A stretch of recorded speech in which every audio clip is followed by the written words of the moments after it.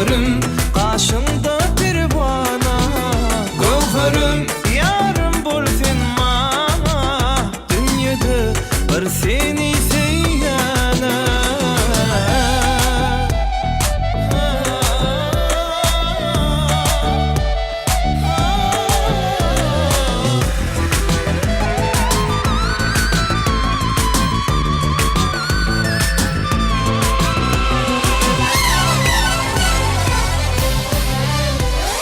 Bahar ayın yancı düven tergüleligi, gözü kuhursadı ballanayın bölegi.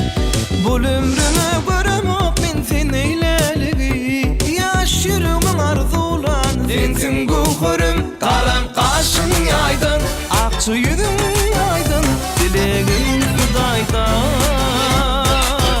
Kuhurum aşkında divana, kuhurum aşkında pervana, gövherim yarım bolsun mana, dünyada bir seni seyyana.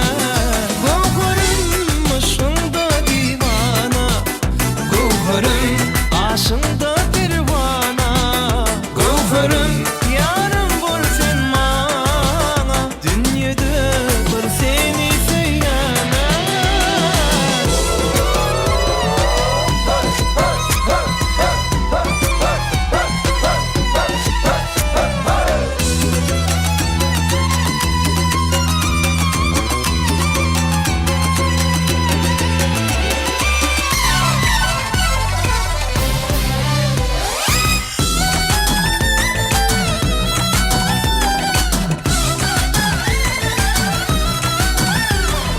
Derdime derman tapayın elimden oşap, din jalayın başım oyup egningde boşap. Yürep gidecek yollarına gülleri düşep, heves bilen karşalayın geley uhurum. Kalam kaşın aydın, akçı yüzün aydın, dilegim Hudaydan.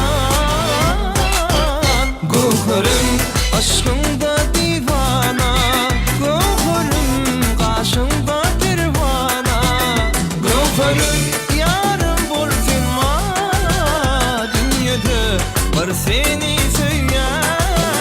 Gövherim aşkında divana, gövherim kaşında pervana, gövherim yarım bolsun mana, dünyada bir seni seyyana. Gövherim aşkında